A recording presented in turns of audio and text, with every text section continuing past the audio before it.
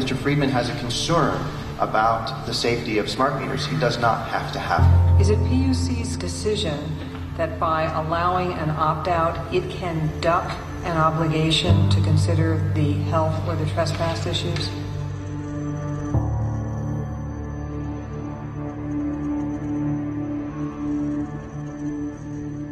Your Honor, all of these issues were before the Commission in the earlier proceedings.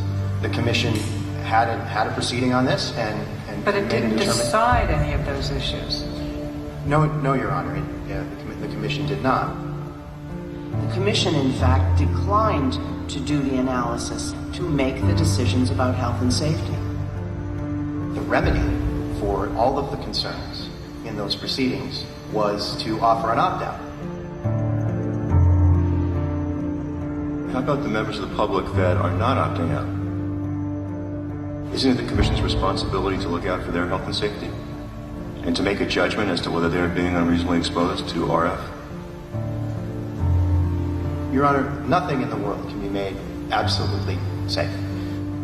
So, are you admitting that they're not safe? Is it the PUC's position that these are safe enough? Your Honor, the public is free to have whatever concerns it would have. What the Commission is doing, as you present it, is saying it has declined to do the health and safety analysis. You're on your own. No, the Commission instructed the utility to, in its communication plan, to provide information to all of its customers about smart meters and so links to the science that is out there. But Ms. McCollum, there's still all those people that have them. And for those people, you're saying that the state of affairs can be that the Commission can take no position on their safety. And leave it up to the utility?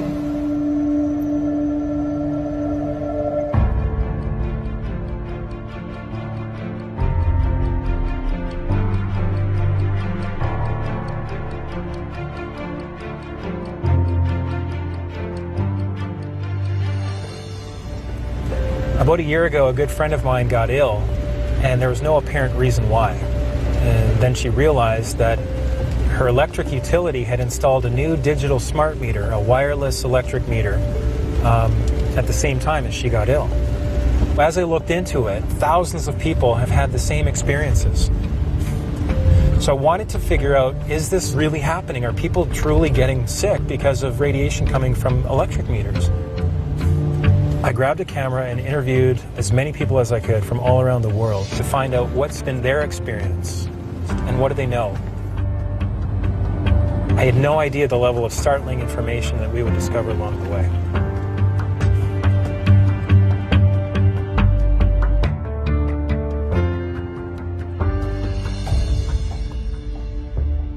I was hearing this banging on the basement door, which is the door that leads into the hydrometers that are in here.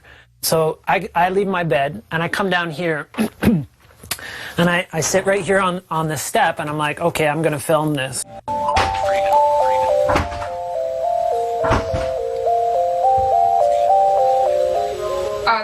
Sorry. I'm just putting in your meters.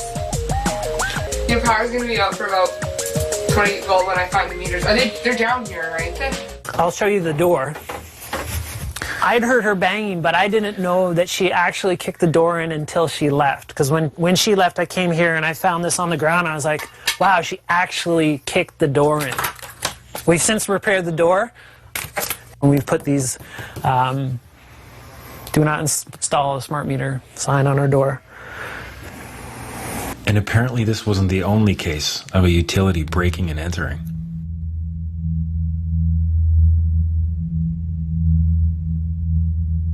The morning the guy came in to change the meters, this had been shattered. He had taken a deadbolt cutter and cut up our chain and basically pried their door open and walked right in here. And when he left, the chain was laying on the ground and it was broken. The lock was broken also. Vandalized the property and forced his way onto my property without buzzing any of the building buzzers.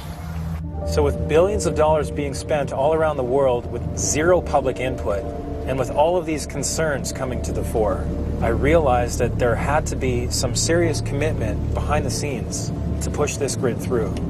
A smart meter is part of a much bigger picture and a much bigger design. A smart meter is really just the attachment that goes on and outside of a home or a business. A two-way transmission device that ties into the larger smart grid plans that are being built out across the world.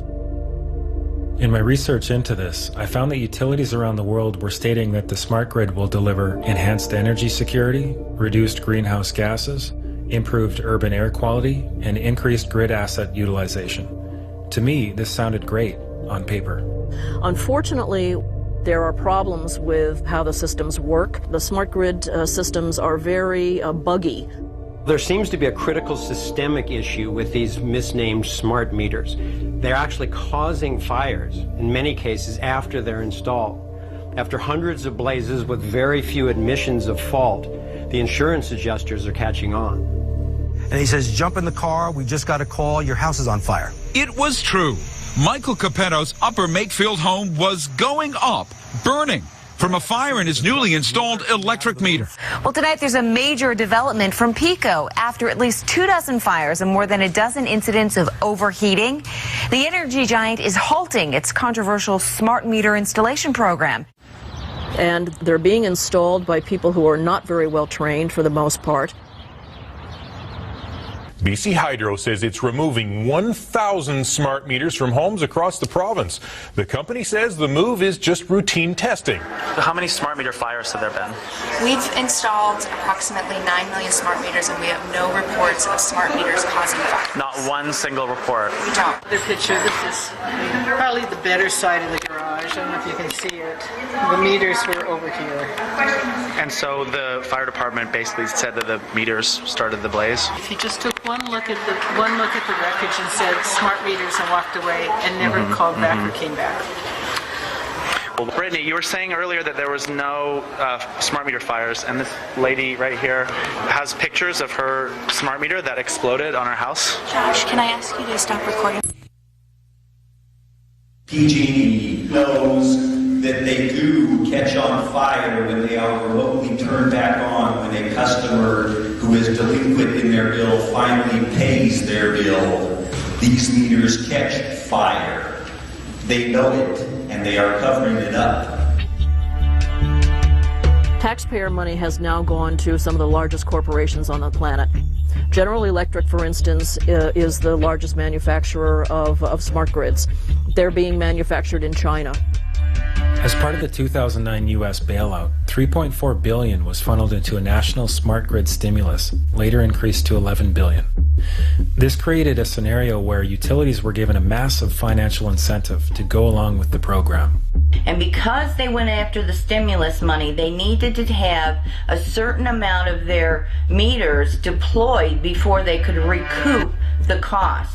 In addition to that, they started billing customers for these smart meters months prior to any actual deployment of these meters to the people's homes. So the consumers have been paying for these smart meters all along, even if they didn't have one. According to Time magazine, President Obama originally suggested pouring $100 billion into a smart grid at a time of economic crisis immediately following the 2008 election. Wikipedia reports that the U.S. government's primary reason for this unprecedented allocation of public funds is the eventual reduction in electricity usage by more than 4%. However, real-world evidence shows that installations of smart meters are not even producing any energy savings whatsoever. According to a senior assistant attorney for Illinois Public Utilities, quote, "It's devastating to their plan. The report shows zero statistically different result." They're being found in pilot programs now, smart grids are, to really save no energy whatsoever. So who benefits? I got a bill in December for $1,107. There's got to be a mistake. No mistakes, says PG&E. After reviewing their accounts, the company says their meters were working correctly, just like those of the 1,500 other Californians who complained.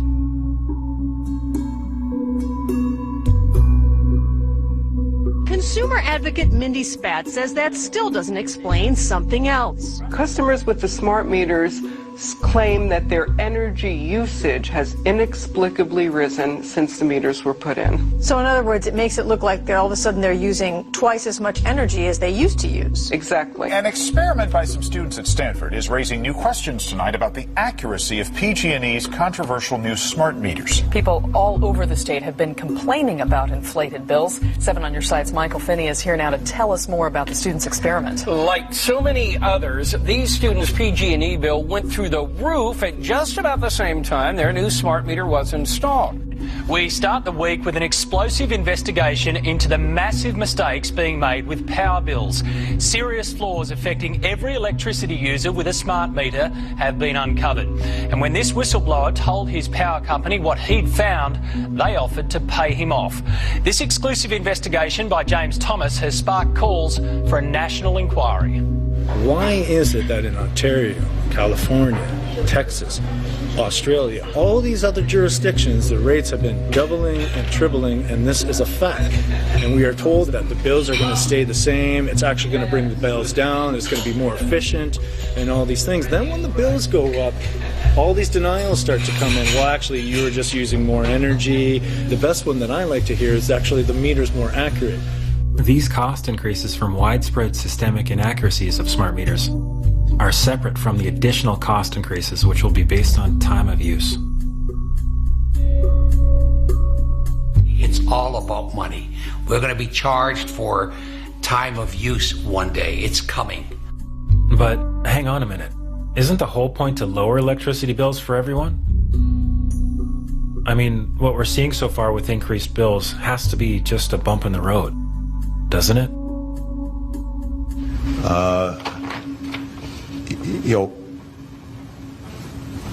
Under my plan of a cap and trade system, electricity rates would necessarily skyrocket.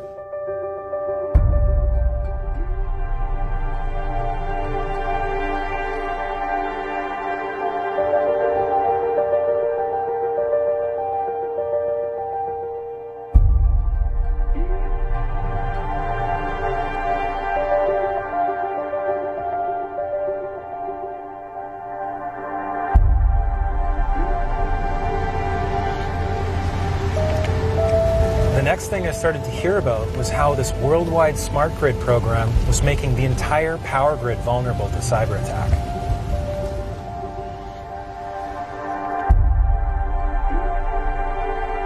What they're doing now, they're constructing what they call a smart grid. And they're going to make it easier for you and me to call our homes on our cell phone and turn down our air conditioning on a hot afternoon if we're not there. Great. But that may well mean that a hacker in Shanghai with his cell phone could do the same thing or worse. And a so-called smart grid that is as vulnerable as what we've got is not smart at all. It's a really, really stupid grid. The vulnerabilities of the internet are now being transferred to the importance of the power grid without 100% assurance that the internet or that connectivity is safe. We are bringing the potential to take down the power that runs this nation. There is a smart grid initiative in almost every industrialized nation happening at the same time. And what that provides is the potential for disaster to happen on a catastrophic scale.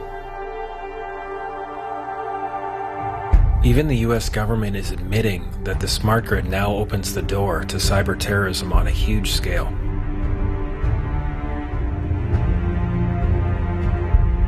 The Washington Post reported on the Inspector General's findings that utilities and government didn't seem to care about the new hacking vulnerabilities. Energy officials knew of these weaknesses but approved plans for the projects anyway.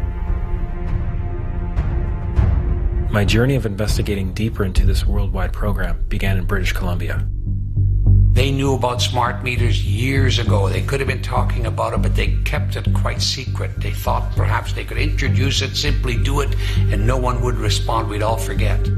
And they designed legislation that would make this possible, the installation of these smart meters, because without the legislation, obviously, it would be going to the Utilities Commission, they'd be looking at it, they'd be assessing it, they'd be studying it, they'd be addressing all the concerns we're talking about now. That's their role, and that's been cut out of the process. It was a terrible idea. Without the ability for the public to get honest, transparent answers from the government and from BC Hydro, they were left to their own devices. Which for many BC Hydro customers meant turning to the internet. And a quick Google search of smart meters will give you thousands of pages of bad news. We have a large number of British Columbians, over 100,000, that have not yet received meters, and it's because they don't want them. It has nothing to do with a lack of technology. It has nothing to do with the labor shortage. It's customers that are saying no. This is a mandate. This is being pushed down your throat by a company that is not responsive, by a government that is not responsible, and it's being done in a collusion that's designed to undermine the individual rights of individual people in communities across the country and around the world. So our provincial government has rewritten laws, is ignoring a democratic vote by all mayors and councillors, and is also ignoring resolutions from more than 50 local municipalities who have passed additional independent moratoriums on installation of these meters in their own cities. Despite numerous calls over several weeks, BC Hydro declined a request for an interview. Corix Utilities, the company installing the meters, didn't even want to return our calls. Do they have the right to refuse the new meter? The meters are a necessary upgrade to the electricity grid. Okay, but this is non-negotiable. You must have the new meter? They are a necessary upgrade to the electricity grid. Okay, I'll try this one more time. Legally, are you allowed to refuse the new meter? You're uncomfortable with this question. I'm just trying to figure out how best to answer that. What does it say about our political system? Have we completely gone the way of corporations? Is there any representation left? Well, I'm very reluctant to use the word fascism as a student of history. I mean, we're nowhere near that. But the corporatocracy is a word that I'm comfortable with.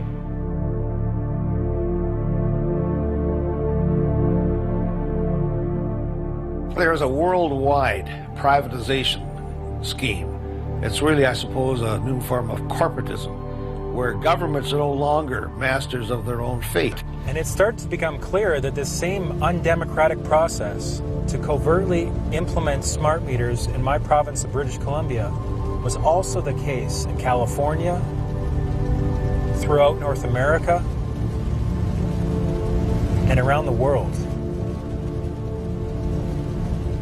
So how could it possibly be the case that these corporations who are pushing for a global smart grid would continue with their plans despite an enormous list of potentially disastrous downsides? A massive part of the smart meter agenda is to literally track every single movement within a house. So every time somebody switches on a light, every time somebody switches on an appliance, each of these appliances has a unique code which is then effectively transmitted through the smart meter down the grid. So anybody that is minded to do so can hone in on an individual residence and actually track what is going on in that household. So they can figure out, when is your refrigerator being used? When is your TV on? What are you doing with your energy?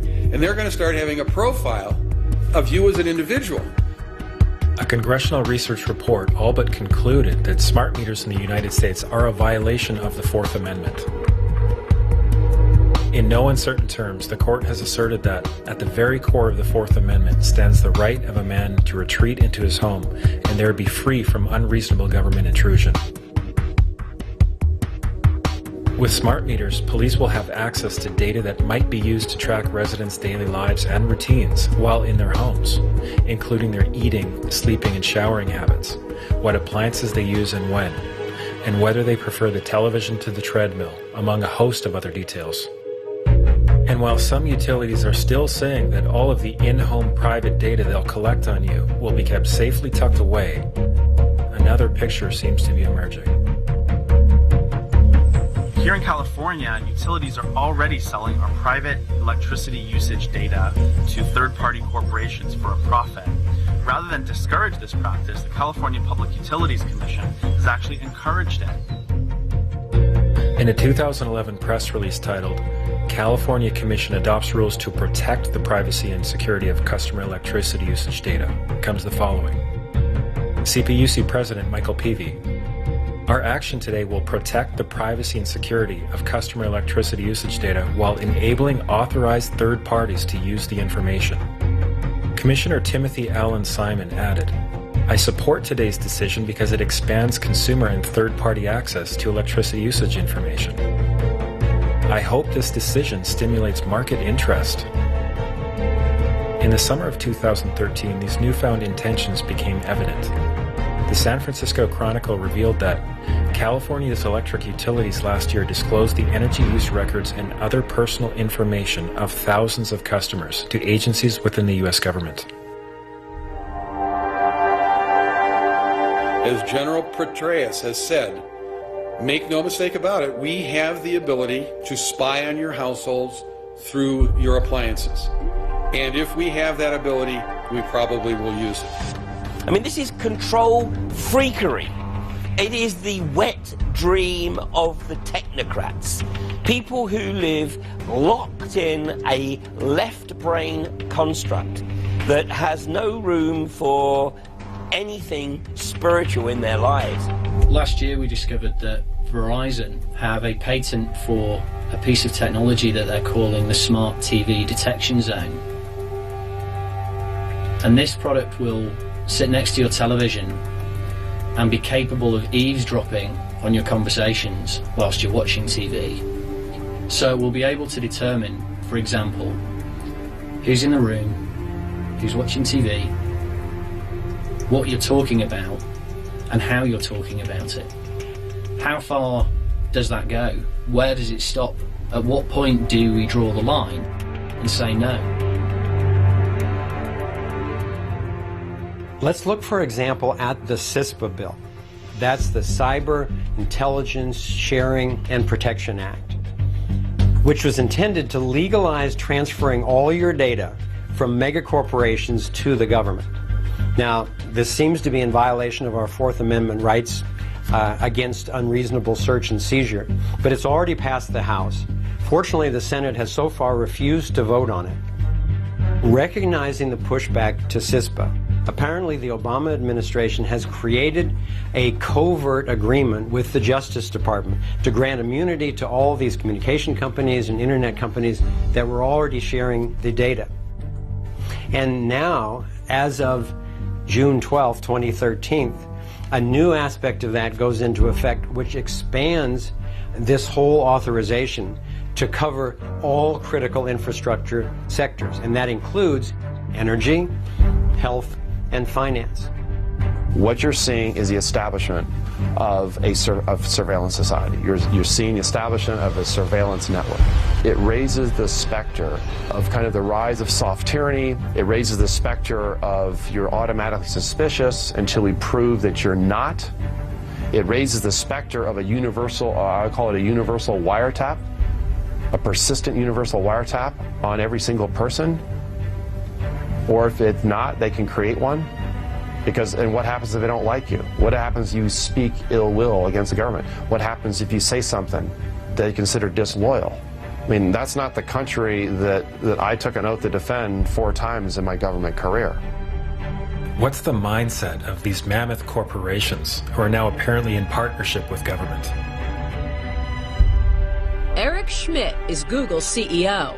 People are treating Google like their most trusted friend. Should they be? If you have something that you don't want anyone to know, maybe you shouldn't be doing it in the first place. Google has already been caught and fined for systematically hacking and harvesting passwords from millions of private Wi-Fi networks with its mapping cars, and illegally siphoning private data from iPhone users. We don't need you to type at all, because we know where you are, with your permission. We know where you've been, with your permission. We can more or less guess what you're thinking about. So Schmidt simply views the invasion of privacy as a way to allow the internet giant to gain more information about you. And then that data will let the search engine help you in your everyday life. Don't you get it? Google is trying to amass a huge amount of personal information about you to help you. There's what I call the creepy line, and the Google policy about a lot of these things is to get right up to the creepy line but not cross it. I would argue that implanting things in your brain is beyond the creepy line. Mine in particular. Yes, at least for the moment, until the technology gets better. Let's talk a little bit about information and search. Wait a minute, what was that? I would argue that implanting things in your brain is beyond the creepy line. Mine in particular. At least for the moment, until the technology gets better. Is he saying that Google's creepy line is defined only by the current level of technology? What does a higher level of technology have to do with morals or ethics? But what I learned in Silicon Valley was there is no moral component to technology unless humans insist that it be there. What more do you need to know?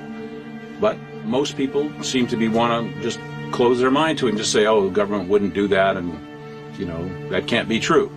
It is true, and once you know it's true, you get this question in your mind of how did they think they could get away with it, and what in the world are they trying to do with all this data? Why do they need to get into our lives this deeply? My research has led me to believe that the controlling elite are trying to create a global cashless currency, and one of the ways that they intend to do this is to base it on carbon credits. Basically what that means is they're going to dole out your use of energy dependent on your behavior, and they want to be able to control it themselves. So these things that they're installing, the meters and the appliances with both sending and receiving transmitters, would allow them to not only monitor but to control every appliance in your house.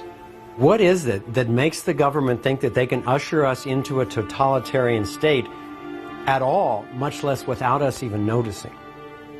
It seemed to me that whether it's a terrorism threat or an apparent energy crisis, or an obsession to modernize technology without purpose, what's being consistently implied is that we must now willingly give up our basic human rights. I had to wonder, what if we are being systematically fed a false paradigm? Scarcity is the nightmare that's lurking in everyone's mind. It's what's driving a lot of our emotional reactions to everything that we face. It's that lurking fear that things are going to run out. So it's not a bad thing that we do have these fears, but they've overcome our ability to look at the reality, which is that we don't live in a condition of scarcity. There is no shortage of energy on this planet. The sun is the source of all, and the sun produces quadrillions of times the amount of energy we need.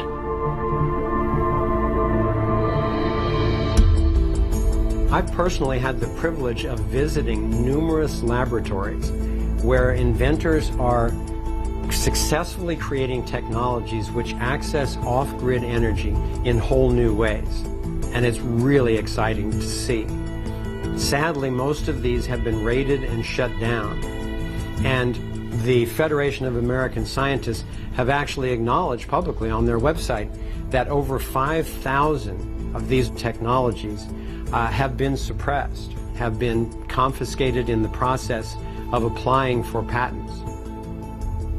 This whole smart meter fiasco could go away very quickly if these alternative energy technologies were simply allowed to flourish. Now, that's not going to be in the agenda of the controlling elite. That's going to be up to us. I looked into it, and it turns out the US government has actually created a law for the suppression of inventions. The patent laws allow any interested agency, including the Atomic Energy Commission, to shut down any patents if they consider them to be detrimental to the national security. With 6 of the world's 7 largest companies in the oil and gas industry, could it be possible there's a vested interest in preventing decentralized clean energy, pulling strings at this level of depth? And incredibly, in July of 2013, Spain actually taxed the sun, setting a fine of 30 million euros for violators who collect sunlight for their own use. While billions and billions of taxpayer dollars continue to be spent for a centralized control grid, Are we still expected to believe that this has anything to do with going green? Whenever human beings are invested historically in a particular technology, then power structures build up around that fight for their own interest, just at a time when a change is about to take place to a better way of doing things. They fight for their existence like a creature fights for its existence. They are the dinosaur that is just about to become extinct, which is the need for overly centralized power producers. And that this is a bid to have a device in the home which gives them both control and future capabilities of broadcasting and receiving through the home. Whatever is happening to Americans with this technology is going global. Every one of these energy companies in the United States is embedded in an international grid of energy delivery, and they're working to control every household across the world using this kind of technology. Wait a minute, this isn't what I asked you to do. All I asked you to do is deliver electricity to my house, not monitor my house, not broadcast throughout my house. When I was in Silicon Valley in 1980, this was being discussed. It was who was going to take over the home, the energy companies? Was it the phone companies? Was it the energy companies? Whose line of access to the home was going to allow a single point of access to the home? But it didn't escape everyone that however they delivered everything to you, made you totally dependent, gave complete access, and could be a two-way street. But what no one knew at that time was that a method of technology would be used whose byproduct was essentially radiation. Ms. Lawson? Our power was cut off on February 11th, 2013, and we have not had power in 7 weeks. And because they installed that radio frequency meter on our property, my sisters had fevers of over, over 102 Fahrenheit, and they kept on going up. This is not normal. This should not be tolerated. Okay, I want a high-level person from DWP to connect with this family, find out exactly what's going on, and let's fix it immediately. Unfortunately, when I complained about the smart meter put on our property, I was told there was no smart meter on our property. It's a radio frequency meter. When I began to express to LWP the health concerns that came out of nowhere, they told me that I was making it up. It didn't make any sense. My husband and I had numerous people come to our house and explain to us that it must be something else in your home. So I began writing to the general manager, Mr. Nichols. He ignored my emails. So for months and months and months, I had begged DWP to please take this off of our property. And we have had no power for 7 weeks and 1 day. Easter for our children was horrible. Okay, thank you. We'll get to the bottom of that today. I want somebody on the phone right now. Is anybody here from DWP? Looks like Tom's on the phone right now. And Mr. Buscaino, I'm on this, so I will, one way or the other, find out what's going on with the Lawson family. I'll find out today. So the very next day after the city council meeting, our power was turned on. DWP came to the house, so we've had power since April 1st, 2013. Right. And Amina, how does it feel to take a stand and then to ultimately for the situation to be corrected? Well, it feels great to actually go out there and sit and fight for what you believe in, and not just sit on the sidelines and say, oh, well, this is happening, there's nothing I can do about it, but just actually know that you can do something about it and that you can't give up. Just always fight for what you believe in. In May of 2011, the World Health Organization classified radio frequency radiation as a Class 2B potential cancer-causing carcinogen. The utility companies will tell us that the meters are only on for 45 or 60 seconds a day and that they're safe. So the next stop on my journey to verify the facts was with Dr. David Carpenter, a Harvard-trained researcher at the University of Albany, New York. Under court order, Pacific Gas and Electric admitted that their smart meters generate 14,000 spikes of communication per day. The utilities have often held that smart meters are not a problem because they communicate with the utility rather infrequently, maybe a couple of times an hour. That doesn't matter how frequently they communicate to the utility. What matters is how frequently do they generate radio frequency fields. And clearly the utilities have been hiding the fact that these smart meters generate these radio frequency fields almost continuously. They're pulses, but they're very, very frequent. So according to PG&E's court documentation, the average smart meter is on for 45 or 60 seconds a day, but they've conveniently withheld from us that these 45 or 60 seconds are split up into 10,000 or more pulses, each at about 4.5 milliseconds in duration, emitting all the time, every few seconds, 24/7. And some meters are up to 190,000 pulses per day. So this is a smart meter bank. It's inside a Northwest DC condominium building, and there's 32 different smart meters inside this building. So what I did was I brought in a meter that measures the levels of radio frequency radiation, and what I'm finding is that these smart meters are emitting radiation every few seconds. But Pepco says smart meter communications take place every 4 to 6 hours. So I brought these findings to Pepco spokesman Marcus Beal, who said, I can't account for a test that there are a lot of variables involved that we can't account for with a test that we're not present at. But, we're confident in the specs of our meters and the safeness of the meters at this point. So I asked Pepco if we could go out with their experts to do their own test. They told me they would look into it. And just to be clear, we're not saying whether or not this radiation is dangerous. That's up to the scientists, and it is currently the subject of a very heated debate.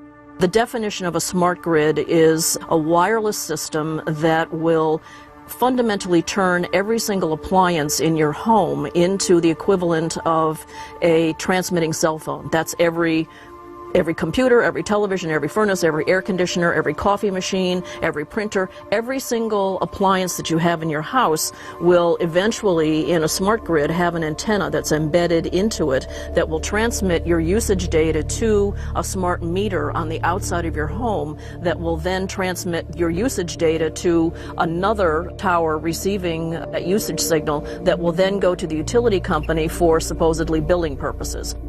Not all signals will just be about your individual use. There will be aggregate meters that will bounce signal from house to house to house within a neighborhood that will then accumulate all of the usage data that will transmit that to the utility company. Now, what that will do is that the end metering system that is transmitting all of that data will be firing an RF signal at many, many times a second, which will increase the average homeowner's radio frequency radiation exposure exponentially. This picture shows some aphids on the leaf of an orange tree shortly after radar equipment was installed at a nearby airport a number of years ago. I noticed that every few seconds all the aphids would tense up in unison and do sort of a little dance, as you see in the picture. Upon further investigation, I found that the interval of time between the activity of each dance coincided exactly with the rotation of the radar rotor device at the airport, which was a distance of approximately 14 miles. And we now have vast amounts of published science on microwave radiation and health effects. The data we're going to look at are all published science, testing results, or public standards. At the bottom end of the radiation scale of what's called power density, or signal strength, is the minimum level at which cell phones will work, which was found to be 0.2 billionths of a microwatt per centimeter squared. Pine needles were found to age prematurely at 0.000027. At short-term exposures of 0.05, children aged 8 to 17 experienced headache, irritation, concentration difficulties, and behavioral problems. Point 1 is the biobiology or building biology guideline for extreme concern. 1.0 produced sperm DNA fragmentation and a decrease in sperm viability in vitro. Also at 1.0, the science shows the following bodily effects can occur: headaches, dizziness, fatigue, insomnia, chest pain, difficulty breathing, and indigestion. 2.5 saw altered calcium metabolism in heart muscle cells. 4.0, changes in the hippocampus affecting brain memory and learning. And at 6.0, DNA damage in cells. So, where are smart meters on this list? Electrical Power Institute in December 2010 measured a single Itron smart meter with pulses up to 7.93 microwatts per centimeter squared. Our own testing indicated approximately 8.0 with 1 meter. These tests are at a close distance, approximately 1 foot away from the meter, but an infant's crib could be just as close on the other side of the wall where the meter or bank of meters are installed.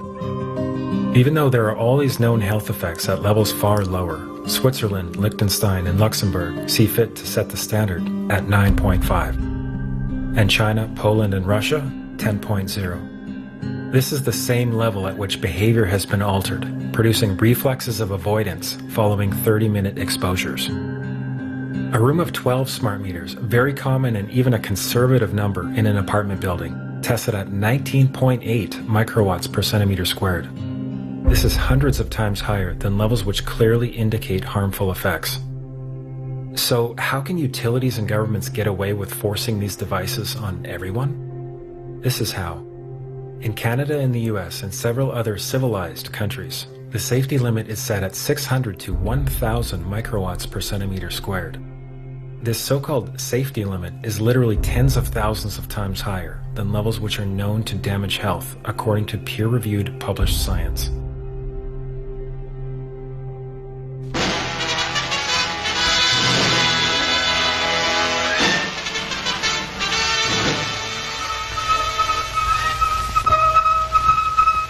There was an organization called the Committee on Man and Radiation. Essentially, the Committee on Man and Radiation intellectually framed this as a controversy that there was no such thing as a non-thermal effect. That thermal effects were the only good science, and they had good science on their side, and anyone who said otherwise was either a crank or needed to be dismissed from the area altogether. One website in Central California has posted more than 300 letters received from those suffering functional impairments since having their meter, quote, upgraded. The one thing all these people had in common? Their utility did not tell them the dangers associated with the new meter. Our concern is that smart meters add to this multiple source exposure to radio frequency radiation. Radio frequency radiation that we know causes a variety of biological effects, and where we have very strong evidence that it causes disease, specifically brain cancer and other diseases.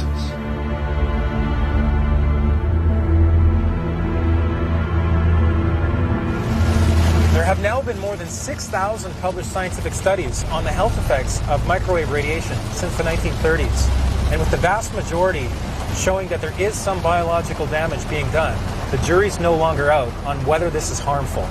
Even by 1972, we have the U.S. Navy producing an unclassified report of health effects on the human body observed from microwave radiation, summarizing more than 2,300 studies.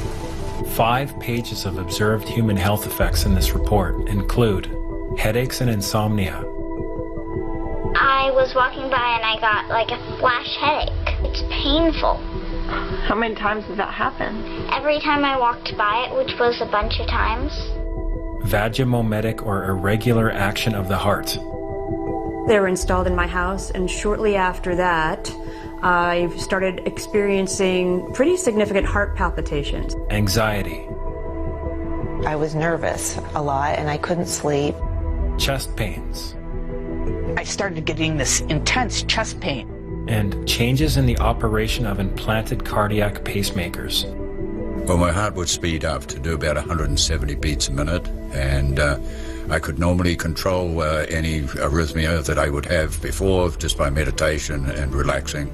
And the smart meter, I couldn't bring it down. And you found that when you were in that electromagnetic field, your heart was going to high rates of arrhythmia. Yes, and it wouldn't happen all the time. It happened the first time was 8 months after the meter was installed. Yep. And then the second time it occurred was 6 months after that. And then it went 4 months after that. And then went 2 months after that. So you became more and more sensitive. More sensitive as the time went by. And you found that when you were able to remove the meter, that you did recover. Correct, yes. Yeah. Another serious health complaint about these devices is what's known as dirty electricity, caused by the converter between DC and AC current. It appears that utilities do not wish this aspect of the health issue to become widely known. I can't tell you how many people have called me who became dreadfully ill the minute one of those got put on their house. Dirty electricity is, the best synonym is electrical pollution. We understand air pollution. There's clean air, there's polluted air.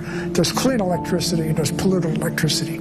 Dirty electricity is the major pollutant that comes into your house on your wires, riding piggyback on the 60 cycle. The real evil about the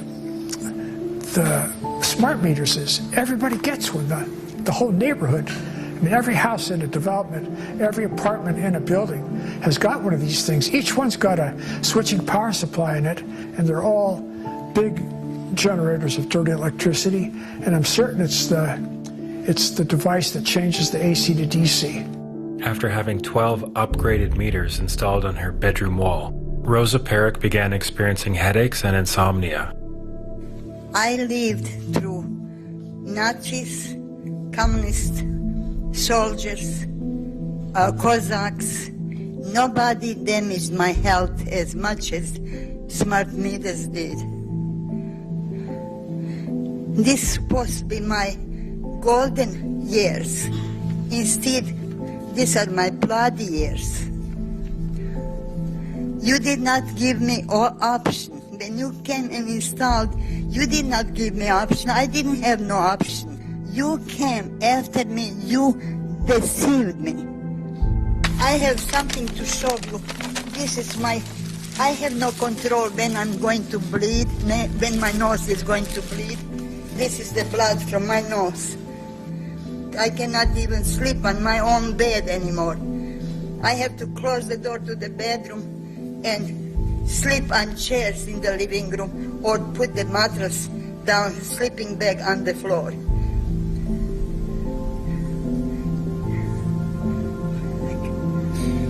Do you ever have nosebleeds away from your apartment? I'm sorry, your time is up. Thank you very much. I appreciate you coming. Your time is up. Your time is up. Thank you. I made a call to a government agency. I started to talk about the problems with the meters, and he was getting agitated, and he said, they're just like cell phones. There's nothing wrong with these meters. They're just like cell phones. And I said, no, it's not true. There's a problem with these meters in the switch mode power supply. And he said to me, how do you know about switch mode power supply? And I said to him, what is your name? And he hung up on me. And then about 10 minutes later, he called me back on a different phone, and he told me there is a problem with the switch mode power supply. He knows about this, but he can't talk. And I think that a lot of people are scared to talk, and a lot of people know what's going on here. Electricians know, people at Con Edison know, but I don't think they know what to do. I would say that it's better to do the right thing, because when people are silent, a lot of people can die.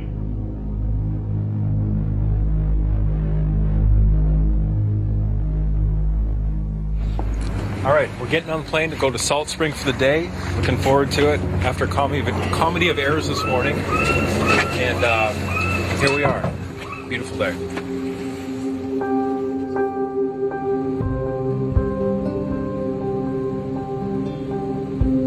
Away from the city, we wanted to track what was happening with this agenda in a small community called Salt Spring Island, where we were hearing around 30% of the population had locked up their analog meters or otherwise made it clear in writing to their utility that they were choosing not to have a meter installed. I personally was glad to get on a plane, hoping to clear my head with a visit to one of the quieter parts of the world, while still getting to the bottom of the story there.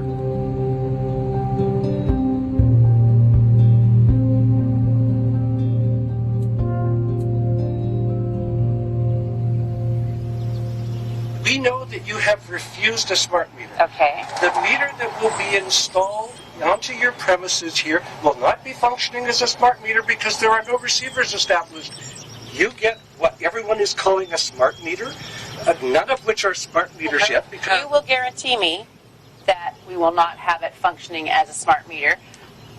Because you're opt-out. Because we're opt-out. Yes. Yes, I guarantee. You will guarantee me that. And if you want, I will get BC Hydro, I will get Gary to write you a letter to that extent, and you'll send it registered mail.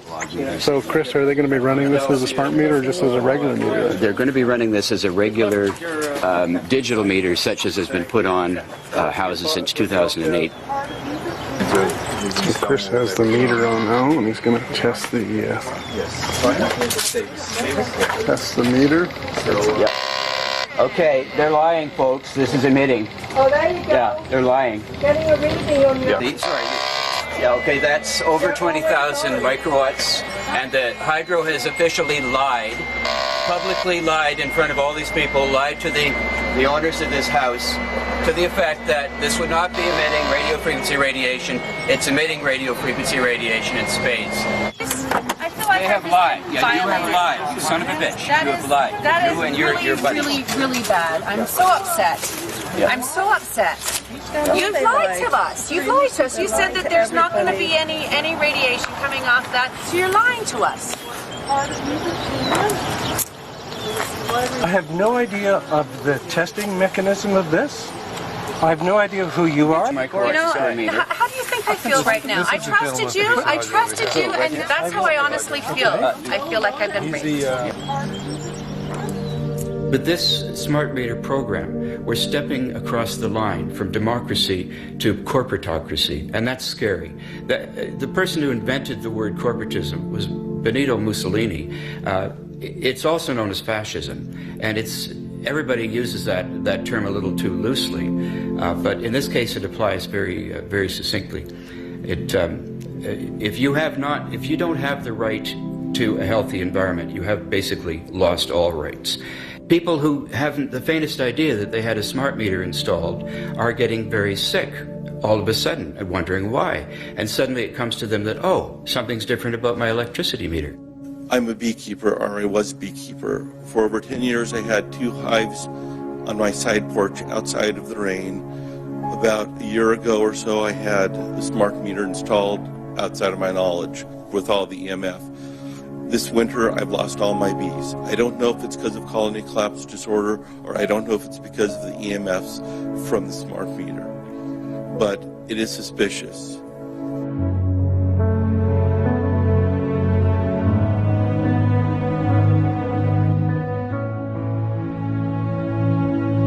The consequences of this development have also been predicted by the critics for many decades and can no longer be ignored.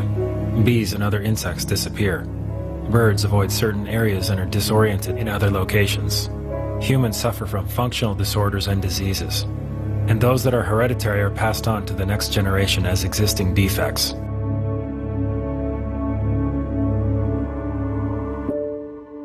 Despite overwhelming evidence of biological harm from this type of electromagnetic radiation, the utility industry has assumed the safety of smart meters without doing any testing. For the past 29 years, Dr. Deacon Lee has conducted original research and epidemiology for Kaiser Permanente in Oakland, California. I'm not aware of any safety studies has been done to examine the safety of a smart meter. To me, a manufacturer wants to give a product to consumer, especially in this case to everybody, impose on everybody. They are the ones who should carry the burden to prove it is safe before they can give to other people. It's not up to consumer to demonstrate they are unsafe.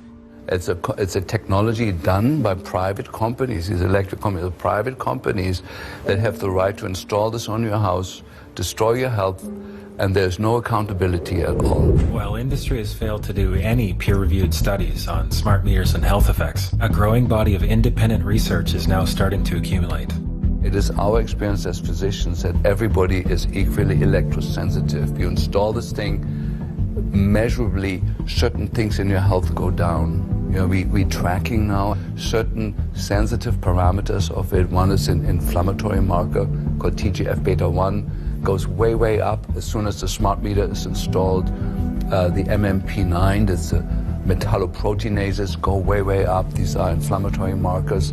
The copper level in the serum goes up as a sign of chronic inflammation driven by something that's suddenly there. The hormones go way off. The neurotransmitters go way off. So we have lab tests that we can show. Here's the patient. We monitor him for 10 years before. He was completely normal. The smart meter was installed 6 months later. The patient looks like a dying patient from the lab work. And we find those changes even in people that say, well, my wife is sick since the smart meter's in there, but I'm totally healthy. But we look at the lab work, it looks just as bad. Yeah, so some people have an awareness of health and goodness in them, and other people don't. But from what our experience is that everybody is affected by it. It's not just a few 3% of electrosensitive people.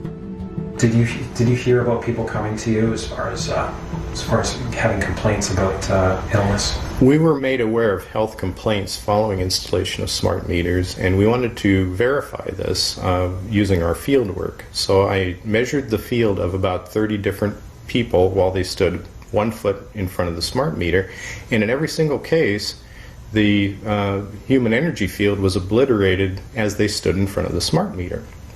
We wanted to then verify this at the physical level using dark field microscopy, and then we also did a control group to find out if the old analog meters had the same effect on the blood as the smart meter. So in our first slides what we see is normal cells, and the structure of the cells is intact and sound. This is what we would expect from a normal sample.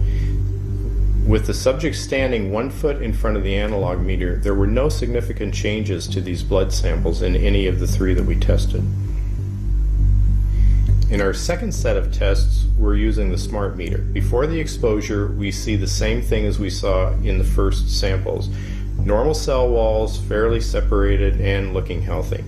So after 2 minutes of exposure in front of the smart meter at about 1 foot away, we see a totally different story. Sample 1, you can see a lot of degradation in the cells. The cell walls have been broken, and you see changes in the cells which are called mycoplasma. It shows a mutation to the cell. In the second sample, we see a different type of degradation to the cell membranes. You can see a corrugation here. This is called bottle cap formation, and it's known that this occurs due to oxidation or exposure to free radicals. So this third subject, when we did her sample, she had to be pulled away from the meter after 45 seconds because she complained about an increasingly severe headache. And here you see a phenomenon called rouleau, where the red blood cells are stacking up, which makes it very difficult for the blood to deliver oxygen to the tissues as they would be their normal function. Every single one of these is a degradation. Every single one of these shows a trauma to the blood cells, and that came from something, and the only variable was the smart meter. The good news in all this is the patient and the blood can return to normal once they have been removed from the influences of these stressors. So this thing about electrosensitive, 3 or 5% of people are affected and everyone else is okay, I mean, what do you have to say about that? There are changes whether they feel them or not. Maybe they're not out there complaining about it or trying to make other people aware of what it's doing to them, yet they're still being affected by it. While most of industry continues to use fine print and loopholes to evade accountability, there is a worldwide paradigm shift steadily underway. 60,000 doctors in the American Academy of Pediatrics are paying attention.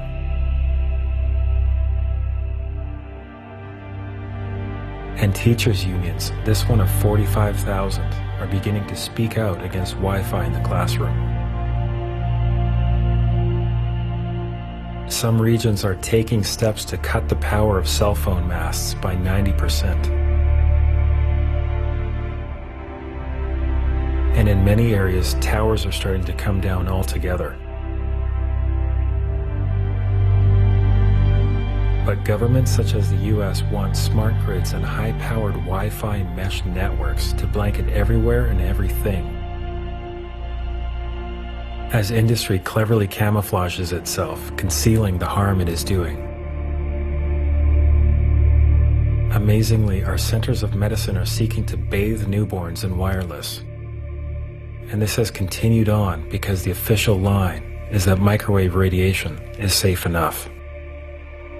The radio frequency radiation work that we did was supported by Motorola. The relationship was really very cordial and very stress-free, but only up until we started generating data. These folks were very, very upset and began to talk about how are they going to handle this, what sort of spin can we put on this, what can we expect from this, and from that point on the relationship changed. What we saw was that Motorola began to exert more and more control over the work, telling us what to do, telling us how to write abstracts, what to say in the abstracts, what to say in the papers, how to do the work. No, don't do this. Yes, do it this way. This was unacceptable. I had completed our study of DNA damage, and I submitted the final report to Motorola. The point is, I kept getting nothing from these people. They simply weren't willing to accept my interpretation of my study, my evaluation of my study, my knowledge of science at that point, and tried to urge me not to publish the study. They didn't tell me not to. They just said, no, this isn't ready for publication, and they wanted me to do more work. I think one has to exercise caution at this point, and what makes the cellular telephone research area so difficult right now is there is no money available for research other than that's coming from industry. So, I mean, what does this do? I don't have any faith in what comes out. I have absolutely none, not with my dealings with industry so far. When I filed my initial complaint, Central Maine Power responded with a 250-page, basically rebuttal on why smart meters are so safe, and they hired Exponent, which is a science and consulting firm that has represented the tobacco industry. They've represented the asbestos industry. So this is a firm that industry hires to prove that dangerous products are safe.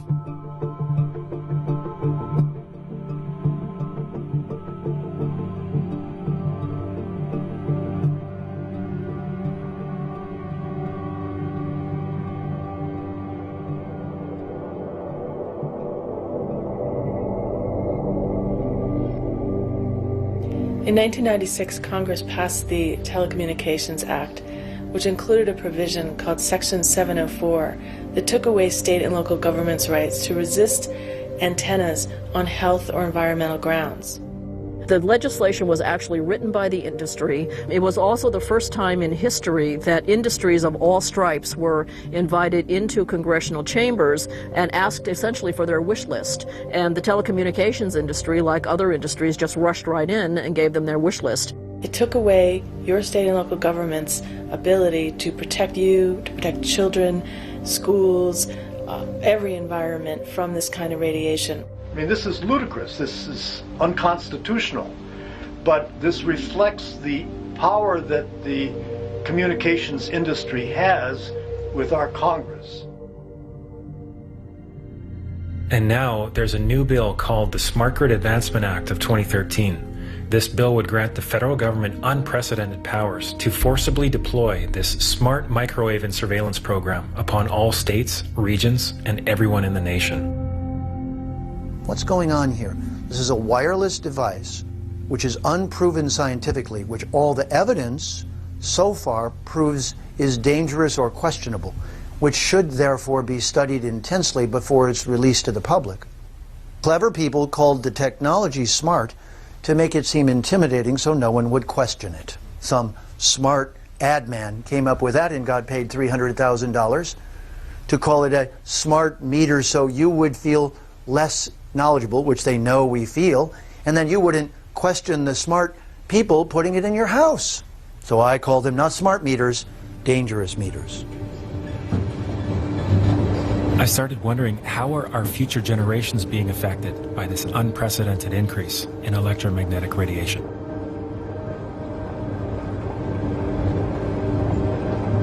I had a son that was going to school at San Diego State University, and he called me and he said, "Mom, I've got the worst headache." He says, "I'm projectile vomiting all over my apartment." And I said, "Get to the hospital."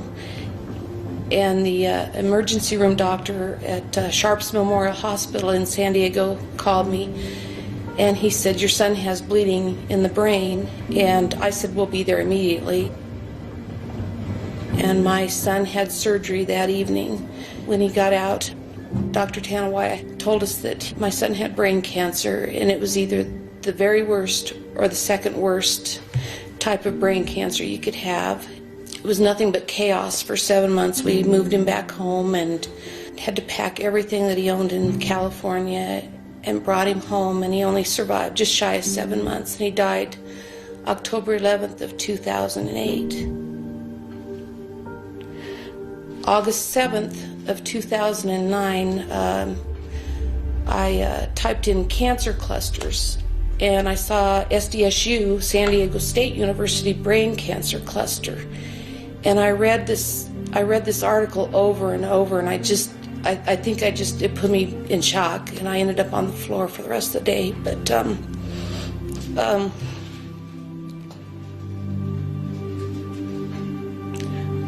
sorry.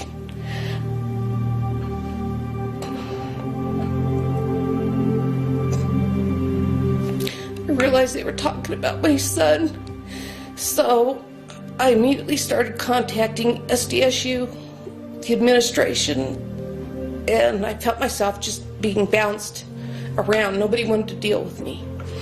So I got in my car and I drove out to San Diego for the whole month of October of 2009. And I went over onto the campus.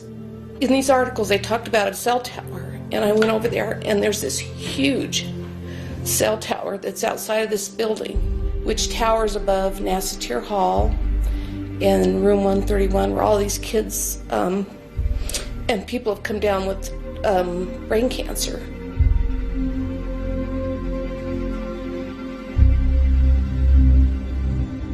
My son, Rich Farver, died October 11th of 2008, and he was in Nassatir Hall, room 131. Professor Charles Cutter died June 19th, 2008, Nassatir Hall, room 131. Lou Terrell, diagnosed with primary lymphoma brain cancer in 2008. He was in the room right next to room 131. Dwight Anderson died in 2008, Nassatir Hall. Miss Laurel Amtower died August 29th of 2010. Richard Funston died, and he was also located in Nassatir Hall, room 131. I just think that this wireless stuff, we just need to get a handle on it and warn the public. But I just want parents to know, and I want kids to know that these are very dangerous. And these are on many, many college campuses. A reporter from the San Diego Tribune that I'd contacted actually called me at home, and he said, "This story will never get out in San Diego." And I said, "Why?" And he said, "Because of money."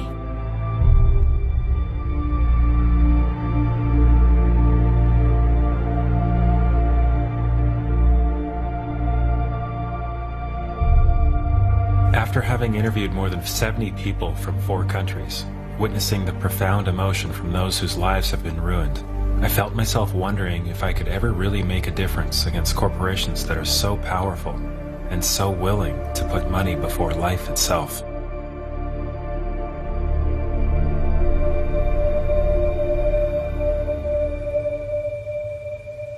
So here's UPA installers crossing over locked fences and against consent.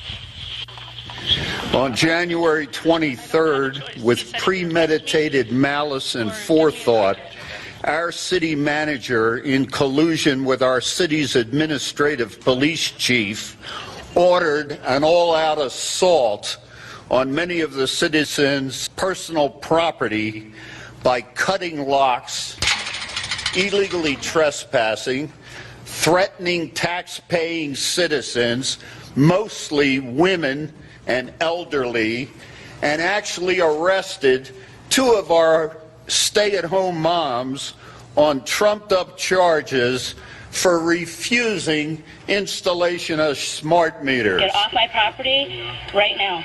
No!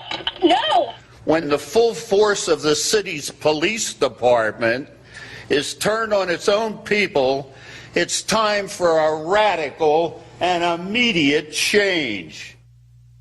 Now, I just spoke with Naperville City Manager a few minutes ago, who says the city is within its legal rights to enter private property and install those smart meters. The meters, they say, are their property. He also says that the meters are safe. He also says the women deserve to be arrested if they violated the law. But exactly what those misdemeanor charges are, we still don't exactly know.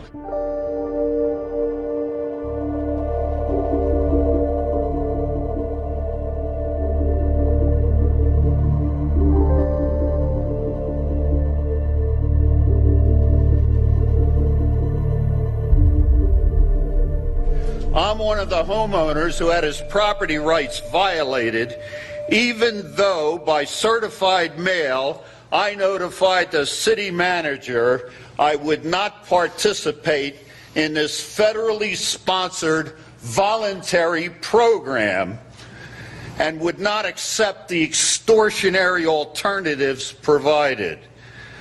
As a result, I'm asking for City Council to fire the city manager, the acting police chief, the police officers who participated in this travesty, and any city employee who advised them that they had the right to do so. As far as I know, we still live in the United States of America and not communist China. Thank you.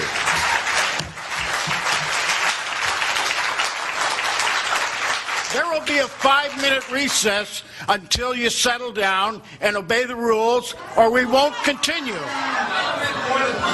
We have a 5-minute recess. This is thankfully a contrast to the behavior of most city councils, who are made aware of the facts. One of the first U.S. states where these devices were deployed was California, where dozens of local governments have issued moratoriums against the rollout. I vigorously support this action today. I'll be voting in the affirmative both on the moratorium and on Supervisor Kinsey's proposal to send letters to the governor. This action that we're taking today, and one that I support, is a political action. And don't be deceived that political actions don't work. Think about the American Revolution. Ms. Wolf? Aye. Ms. Farr? Mr. Lavagnino? Mr. Carbajal? Aye. Ms. Gray? Aye. We represent people, and they can get pushed so far, and then they say that we've had enough. And I think that that's what's going to happen. Many have now criminalized installation and are fining the utility for every device they attempt to install. As a result of a grassroots movement to spread awareness, the vast majority of U.S. states and Canadian provinces have active groups who are fighting back. And worldwide, the trend continues. Many are asserting their rights for the first time in their lives. But utilities still are not yielding. And in many areas, they're attempting to impose fees for those who do not want their so-called upgrades. An opt-out is an agreement to pay to not be harmed. An opt-out is volunteering into extortion. An opt-out says that if I don't pay you, you have the right to harm me. So that doesn't work.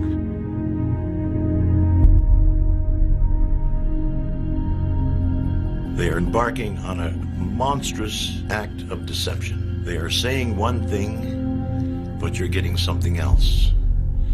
And I see that as a form of extortion. You either take our energy the way we want to give it to you, or we're going to cut it off. That's extortion. That's a criminal offense. As a fraud cop, I'm just wondering when the world's going to wake up. You put a story out there, it's wrong, but what the heck? We're going to go with it. We're going to look you straight in the eye, and we're going to lie to you. What are you going to do about it? What would you recommend from your experience that people may not understand, or that you've gone through, what they should do or what they should know? They should know that they can change that meter, and they should do that. That is the most important part of it, is to change that meter over. The utilities have something called a legal mechanism called implied consent, whereby our silence is golden to them. We've given them consent by being quiet. We can't afford to be quiet on this. We have to take action. This is a game changer. These companies are betting on you saying nothing. They're betting on you quietly complying with their wishes to install these smart meters on your property. You have the right to refuse a smart meter on whatever grounds you deem appropriate.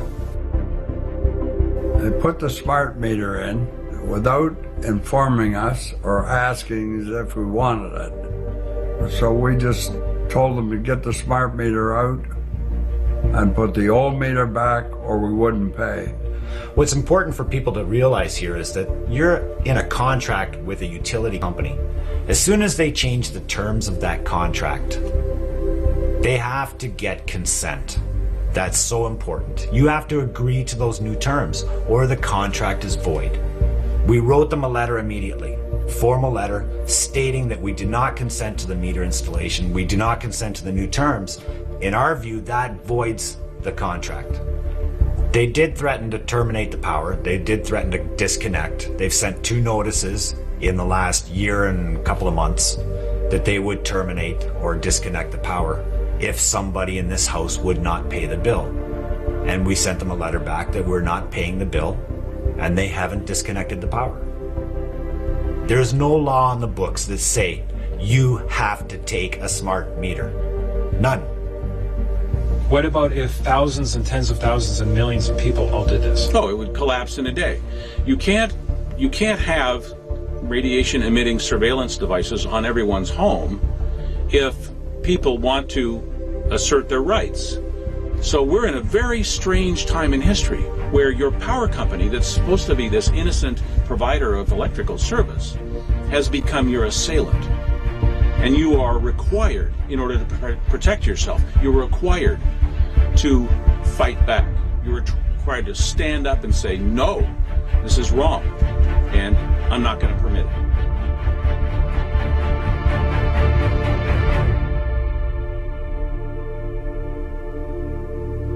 It's that a device that is broadcasting and receiving wireless signals permanently has been surreptitiously placed in your home unnecessarily and without your permission and without proving itself scientifically. This is a test case for technological democracy if I've ever seen one. Dear Big Brother, I wish I could say you're acting like a brother, but unfortunately, an Orwellian big brother is what you have become. The problem is you've presumed you have the right to make decisions that are harming the quality of all of our lives, our health, and children, simply because you've been in charge of the distribution of a necessary resource in our lives.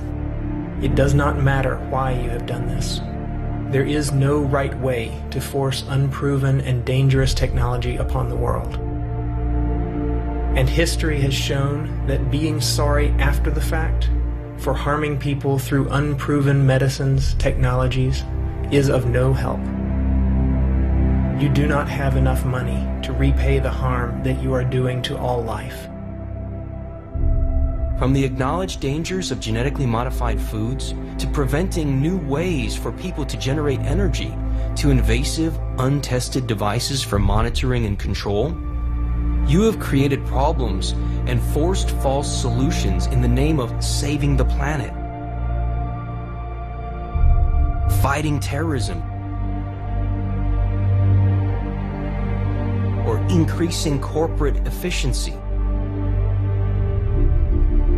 You have even blatantly placed career lobbyists as your corporate yes-men, as heads of the very agencies that are supposed to protect the people. Now you are deploying wireless digital surveillance and broadcast devices upon everyone without disclosure. This is a preemptory attack against the principles of a free society and a taking away of our rights to make decisions. It is not your place to make these choices for us. By behaving this way, you have gone from an asset to society to a tyrant acting behind the cover of corporate freedom. You have gone from the brotherhood of man to the Orwellian Big Brother, who treads upon our trust and goodwill for profit and control only. This is no longer acceptable. You and your agents will be held financially and criminally liable for your actions as corporations and as individuals. The excuse of just following orders will be of no avail to those going along with this. We're now at a turning point when great numbers of people, even those on your payroll, those most subject to your campaigns of half-truths and skewed science, are beginning to see higher. Are being inspired to speak out and bring down your dreams of dictatorship, and are courageously creating solutions. This is just the beginning. But as we begin to peel back the layers, we begin to realize that the smart meter issue is really more a symptom rather than a disease. And now we get it. And now we see behind the curtain. Millions of people are starting to wake up to what's occurring. The game is on. The ball is very much in our court. You know, we have a tremendous opportunity, but we have to engage in that game. While making this film, there was a part of me that just wanted to look the other way and put the lid back on the box I'd opened. But once I saw the magnitude of this issue, I thought of all the people in my life that I care about. And I knew that I had to share it as widely as I could. Whatever your political party or belief system, we're all in this together. And whether you came into this because of the risk to rights, or privacy, or health, or security, or cost, or something else, it doesn't matter. What matters at this point is that we set our differences aside and we stop the deployment of this technology where we live. The only people I've come across who want this program are either misinformed or benefiting from the deployment. Instead of so-called smart meters and a smart grid, we need wise people who see what's going on and who realize that we all have the power to change our situation. Change happens when you make a decision and say, I will not have one of these devices on my home.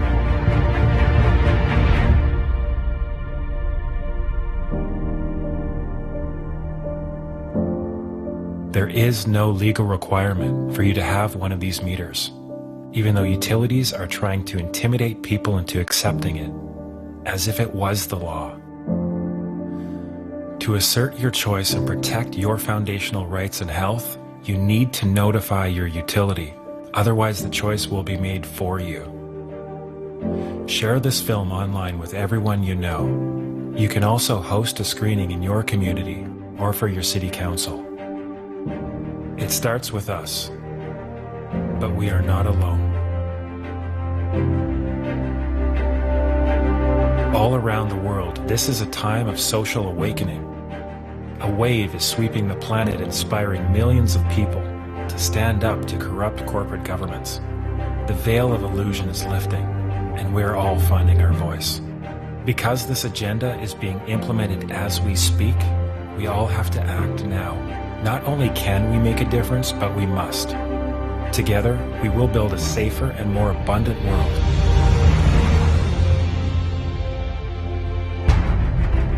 For us, our children, and all future generations.